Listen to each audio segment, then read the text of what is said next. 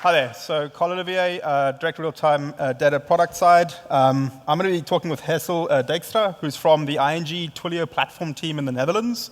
And as we heard this morning from Henk about the journey that they've taken onto their Contact Center 2.0, we're going to deep dive a little bit in this particular session on the IP messaging and task router implementation for the web-based chat. We're going to dive straight into that one. Hessel's on the engineering team who's implementing the platform. We heard Henk talk about the fact that this is going to be global. You're going to talk us a little bit through, how did you guys start this journey and what that decision making looked like. So over to you, Hessel.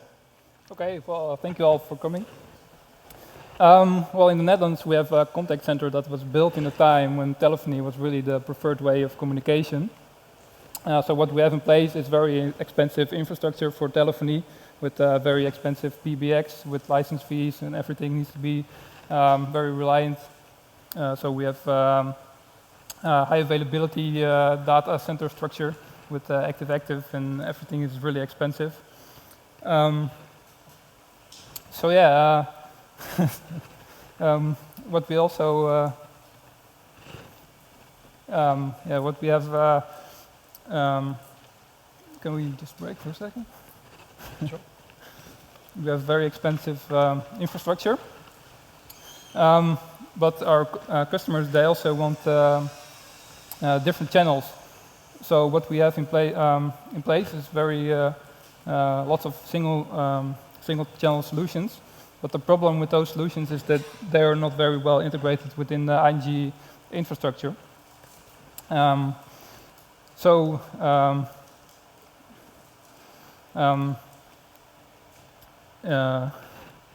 kind of blanking out, sorry. So the journey was to really take that from a single channel solution based in traditional telephony into something a little bit more builder and software based, correct? Yes. In the Netherlands, we also have the Contact Center 2.0 program. And what exactly is it? So it turns out that the Netherlands is not the only country where we have to get all the infrastructure and the active data center strategy. So what we're really looking for is a communications platform that supports multiple channels. They have to support switching between those channels, and they also have to support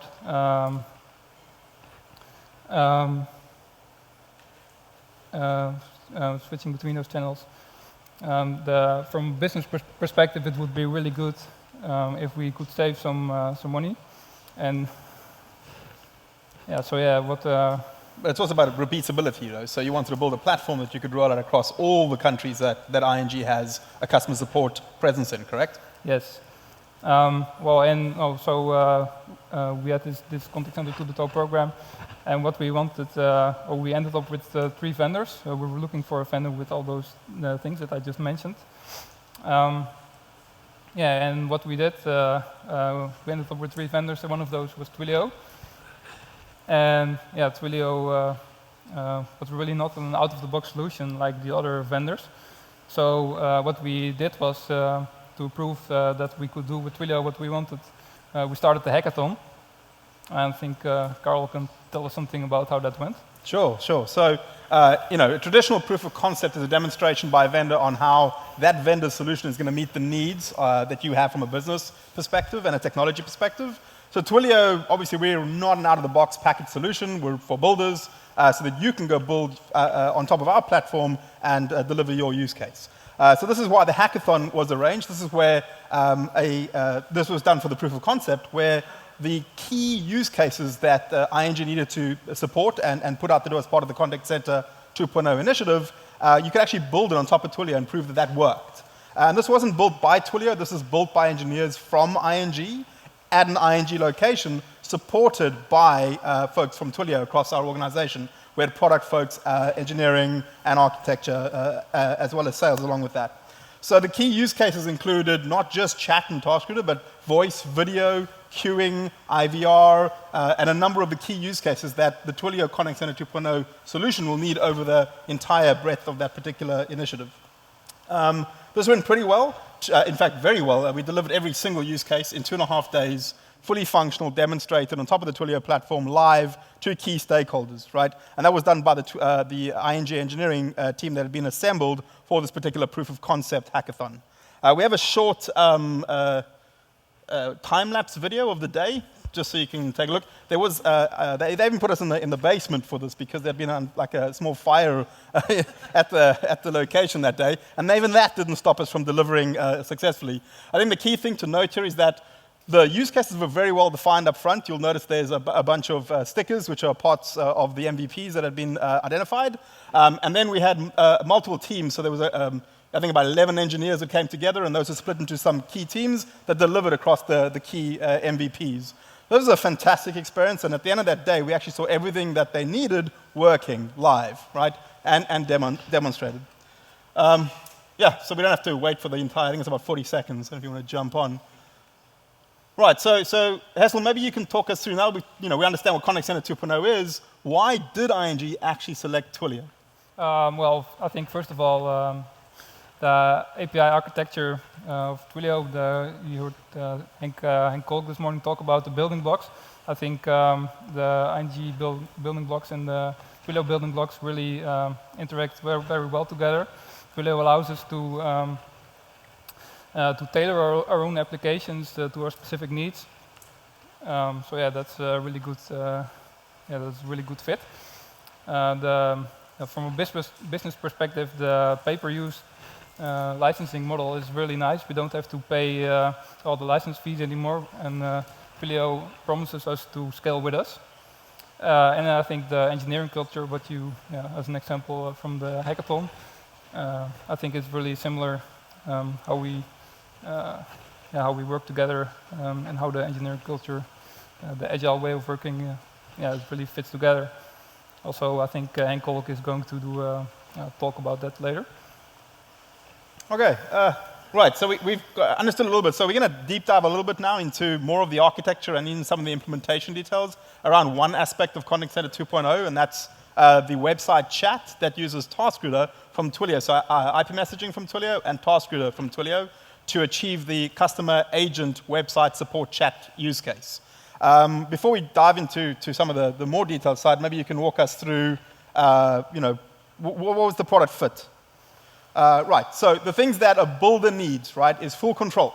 So Twilio's products are not opinionated in how you should use them. They're opinionated up to a certain point. So chat delivers chat functionality, right? All the APIs, SDKs, the REST API allows full contextual control by ING's backend. So they get to decide how they orchestrate, how they create channels, how they match a customer to a particular agent. So, I mean, this is exactly what a builder needs, right? Those contextual controls. And obviously, if it's a chat product, it should have chat features, typing indication, reachability, consumption arise, and these various things that any modern-day IP-based chat solution should have. TaskRouter, to get the right agent talking to the customer at that particular moment on the right channel or modality is super important. TaskRouter, along with IP messaging, allows that to be true. So now that we've spoken a bit about like how you got there, maybe you can talk about what you've now designed. Yeah, from an architectural perspective, we have 3 front ends. They're all Angular components. For the customer, we have actually multiple directives in place. We have an API in place as well that we use to give more control over our flow.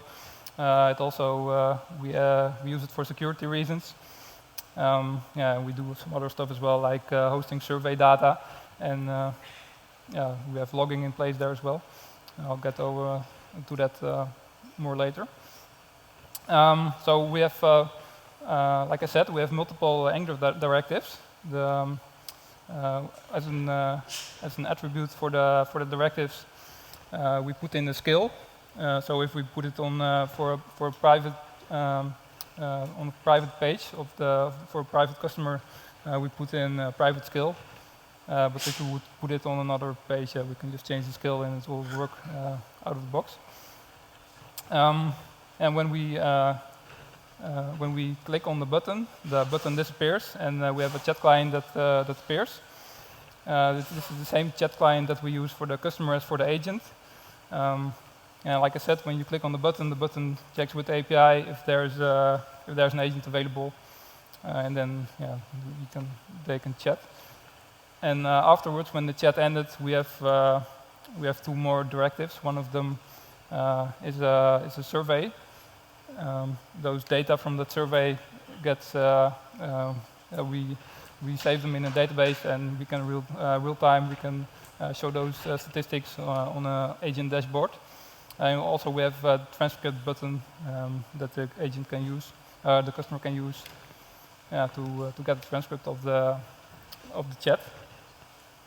Because the transcript is an internal API, so because we want to roll out the chat solution and the other Twilio solutions on multiple countries, we're going to create a facade for that, and then it should work for every country. And we have the admin tool where we change our working attributes, worker attributes, for instance, the skill of the agent and language, because we're going to use it over multiple, we're going to roll out in multiple countries. So yeah, those things we do also in the admin tool. Because ING use for their deployment and development pipeline, we have Angular, and Twilio out of the box doesn't support Angular. So what we did was we created a Bower component with Twilio SDK in it. Bower is very similar to the Java users use for Maven, and we also created a wrapper for the Twilio SDK. And we created the wrapper with TypeScript, and TypeScript is really a nice syntax for JavaScript. And one of the upsides is we also have you can also use it to create DTOs. It's really nice to have typing in JavaScript. So that's for the JavaScript and for the Angular part.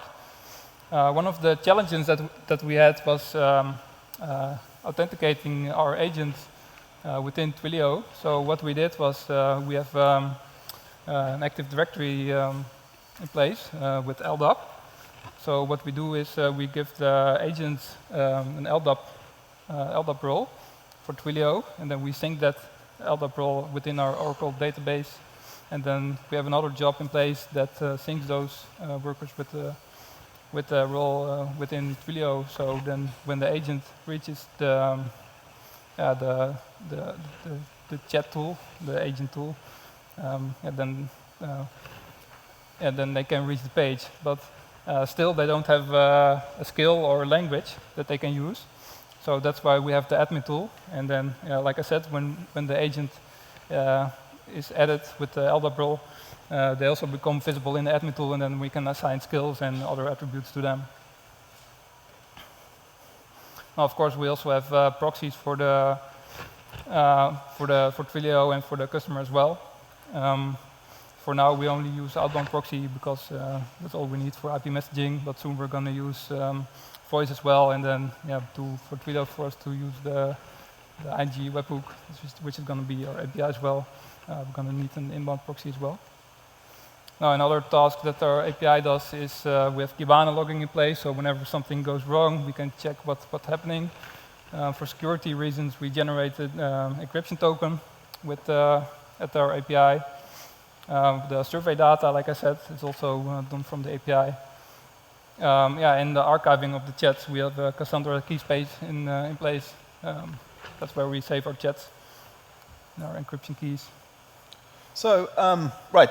So that's an architectural overview. Thank you very much. To go back, there's an actual use case, obviously, that we're supporting here with flows, right? So these components that you've seen there interact with both the ING backend and the Twilio APIs, SDKs, and the service.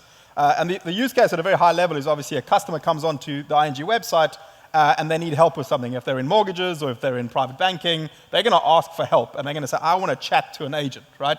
That'll trigger an agent being matched to that request for support through the TaskRouter and ING backends based on how they've set things up. Once that match happens, the backend orchestrates a IP messaging-based chat with both the customer and the agent added to that chat, which then triggers the right UI states to allow them to start talking. When that is then finished, the task then ends, there's teardown, and the chat history is extracted, and the transcript is put into the CRM backends, which is an ING backend. So what Hessel can talk us through now is what does that flow really look like from a sequencing perspective, right, now that we've seen the architecture? Yeah, first of all, to set up a chat, what we need is we need to request a token for the AP messaging and also for the task router. The agent needs those tokens to register the Twilio clients, and also the customer also needs a chat token. So yeah, those are kind of obvious. Then what we do is, because we for all our API calls we use our own API instead of calling the Twilio service directly. So we request for the agent. An agent needs to be idle to be able to reach a chat. So the agent asks the API to go idle, and then it receives from the task router client that it just registers with the new status idle. So idle means available to get a task, right? Yes. So an inbound customer support request. Yeah, this is standard Twilio, but we can also change it if you want another status for it to be. Then the customer creates a task.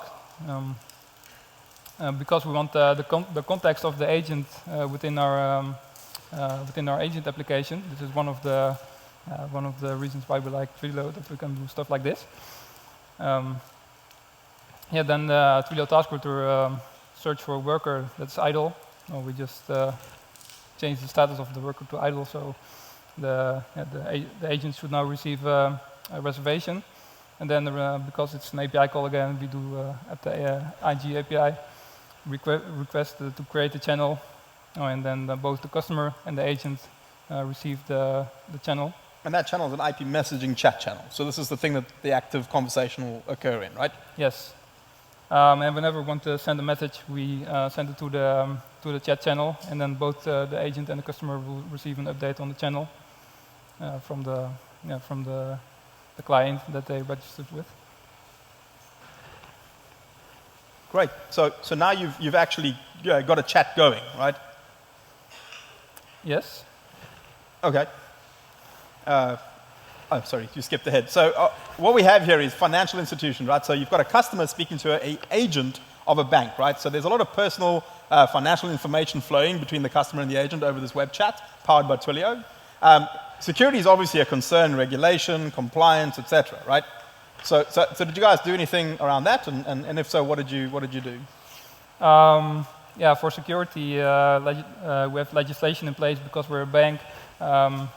We cannot put any data, any customer information or agent information. We cannot send to Twilio, or not unencrypted at least.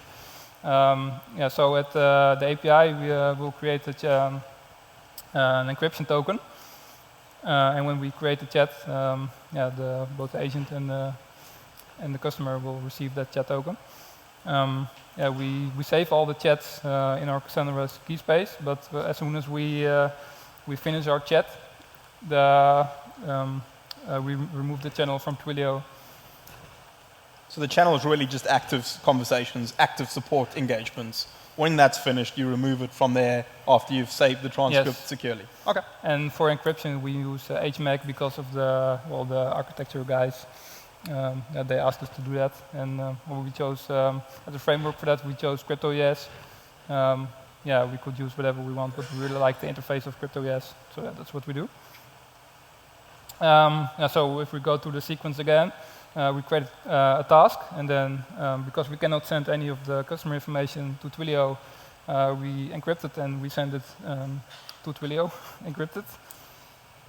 Now, of course, we have to set up the chat again, and the agent has to get a reservation again, and create a channel again.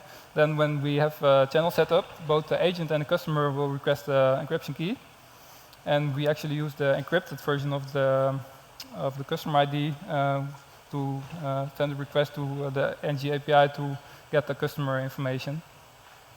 This is how we do it. well, then we get encrypted customer data. Because we got the encryption token, we can decrypt it. And then whenever we send a chat message, it's basically the same, but we do it encrypted.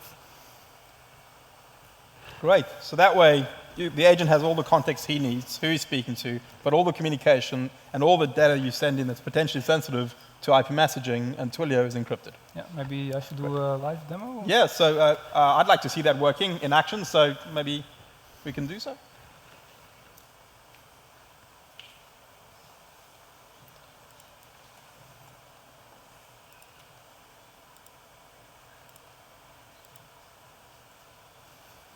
So here's the chat button that I talked about.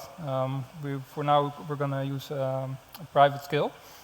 And whenever an agent will become available, the chat button should become active. And then when we click it, we can set up a chat.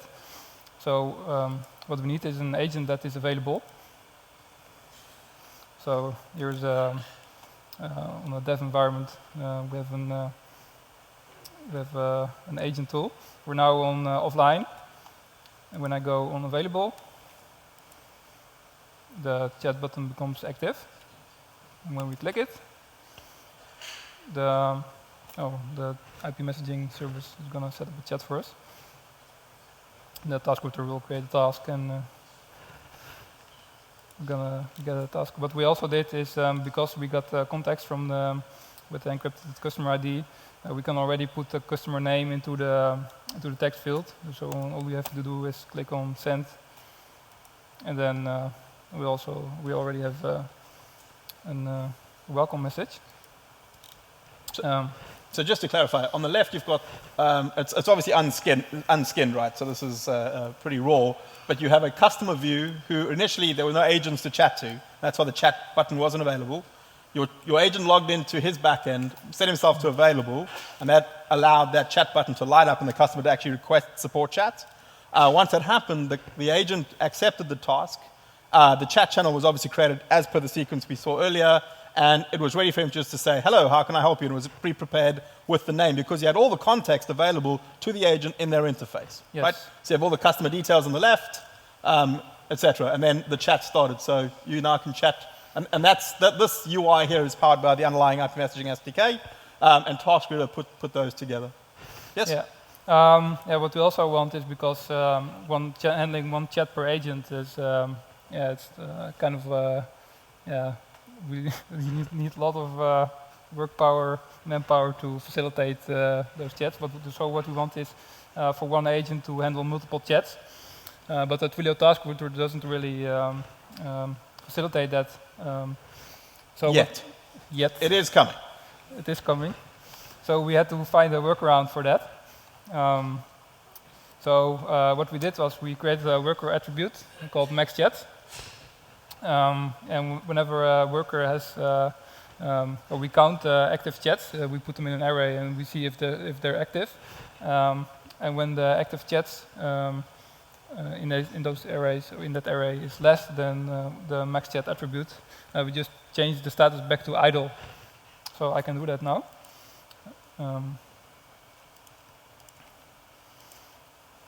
So here we have, in a dev environment, our admin tool. Use the stub account.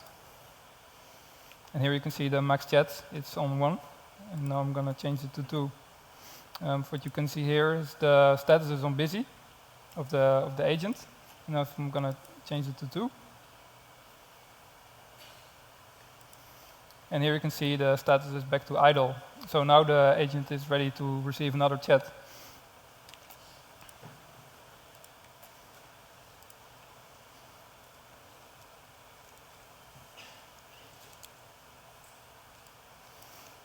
Now I can start a chat again from a second customer.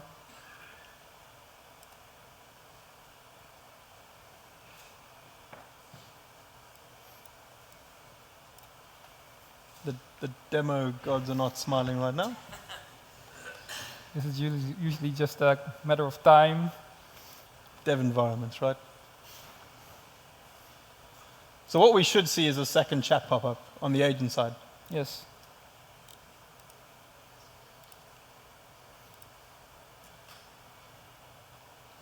can just retry, I guess. I'll try one more time. If it doesn't work, then we can move on.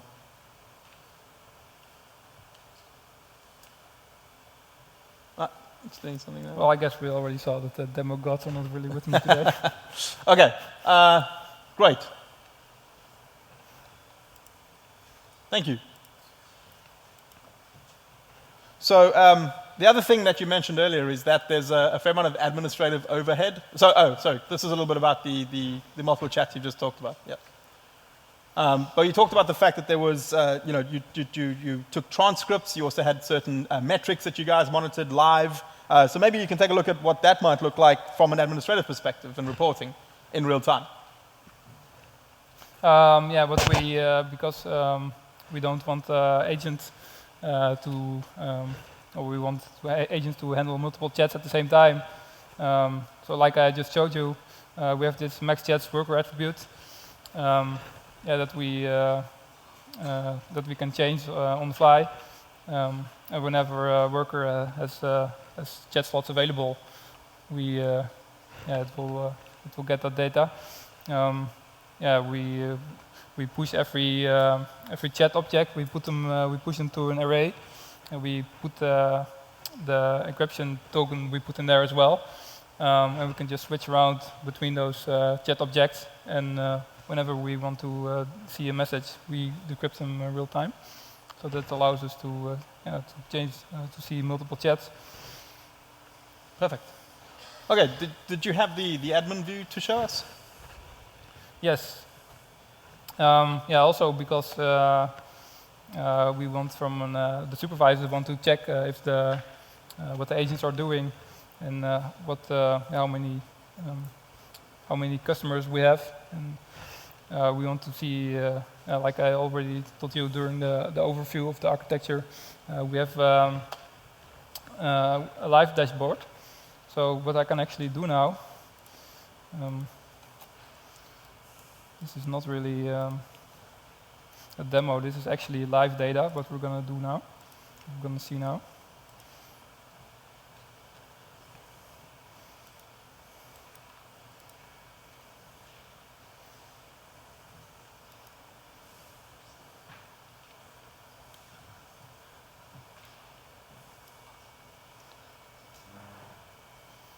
I guess my internet connection is not... Those demos. So maybe just tell us what we're looking at here. So I mean, this is obviously a live dashboard showing number of visitors, what your queue looks like, what your active chat looks like. And I see NPS. So maybe NPS, you can tell us a bit about that one? Yeah, we got NPS. That's the one that we got from our API. That's the one, most of the other data we get from Twilio. So at least our API is working. Hey, there's the rest. So NPS is it means Net Promoter Score. And whenever a customer ends the chat, they get a survey and they get asked if the chat that they just had, if it was satisfactory, and if they would recommend ING to other customers. And that's the question: do you recommend ING to other customers? When it's positive, or when it's yes. When they say it's actually a rating between 0, 1, and 10. But when it's positive, we can really we get a score out of it, and well, that's basically the NPS score. What we do is we calculate we calculate all the NPS scores of the day, and then the average of it you can see in the live dashboard. So this is live data of today, actually what you're seeing. You can see also the available chat slots. This is just data we get from Twilio. Mm-hmm. Right now we have 0 available chat slots, so all the agents are busy. So that's what we want. Great. Well, okay. Thank you very much. I know we're a little bit out of time, so just to wrap up very quickly, I think what's very important to state here is that this is step 1 for ING, right? This is deployed live in production to the Netherlands website with a number of other countries following already in process, and will eventually roll out to every single country that ING has a customer support presence in. Other products are also going to follow. We mentioned that voice is in development today. There's a number of use cases around that: IVR, customer support over voice, not just chat. queuing, transferring between agents, depending on skills mismatches or overload, as well as video. There's a number of video use cases using Twilio programmable video being looked at as well. But any questions, please find us afterwards. Thank you very much for your time. Thank you, Hessel. And please be sure to visit and join Henk's talk later, where he digs a bit more into this. Thank you. Okay.